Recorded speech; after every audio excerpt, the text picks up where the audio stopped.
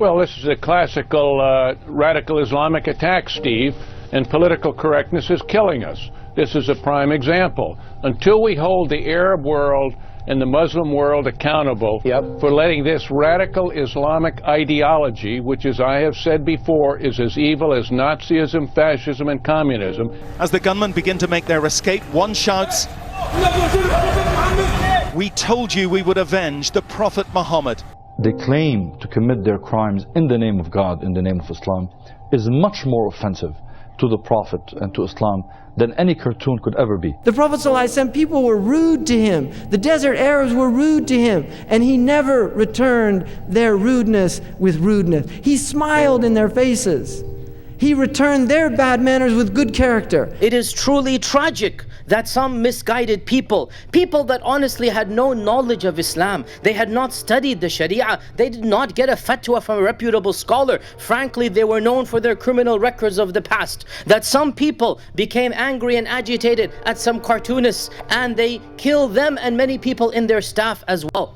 Knowing what the Prophet ﷺ was, and knowing what the Sharia tells people to do, would have prevented this tragedy. The fact of the matter is that we have no qualm saying that killing such people and murdering them is something that goes against the religion of Islam. It goes against the sunnah of our Prophet sallallahu alaihi wasallam. That there needs to be, that the Muslim community needs to stand up. Who are these folks? Who's going to do it?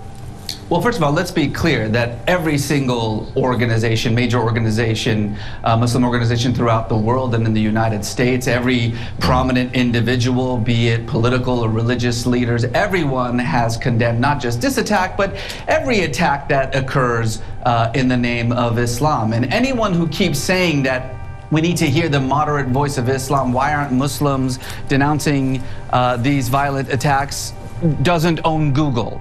But that said, I do think that we do need to do a better job of providing a counter narrative. And in the case of Muslims, though, I think that something profound is happening because of these attacks. And it's, you can see it in the hashtag that's gone viral, the Je suis Ahmed, Muslims around Europe and in the United States who are identifying with the first murdered person in Paris during these attacks, Ahmed Merabet. Among British Muslims, some feel it is kind of necessary for them or incumbent to actually make a stand and say this is, we don't support this, we condemn it, as British Muslims rather than just as British.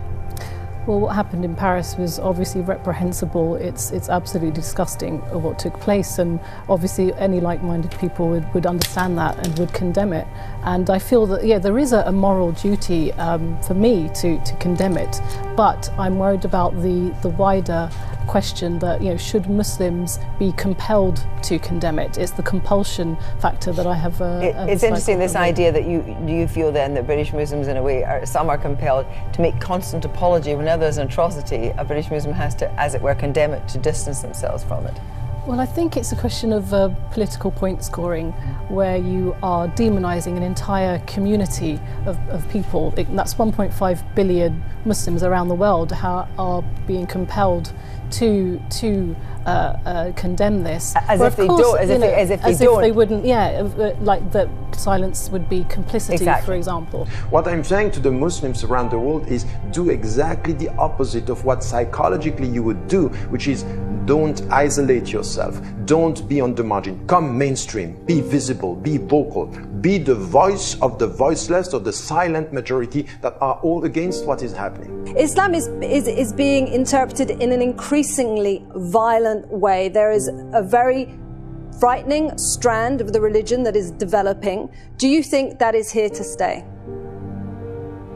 No, I think that we don't know what could happen, but this is once again very marginal compared to the huge majority of the Muslims, and this is where. But it's growing. If we want to, it's growing, but it's still very marginal. 90% of my time I'm coming to media to say what Islam is not. I'm not invited to say what Islam is, what are the values, what is the spirituality, what we are sharing. I am put always on the defensive. Tell me why you are not a danger. Why don't you want me to speak about why I am an added value in the society? Why I can, and in which way we can bring something. The perception of Muslims today in the West is always either you are apologetic or you are on the defensive. We have to stop this way of talking to ourselves, because at the end of the day, I am a Westerner like you, and I am a Muslim part of the future. Tariq Ramadan, many thanks. Thank you so much.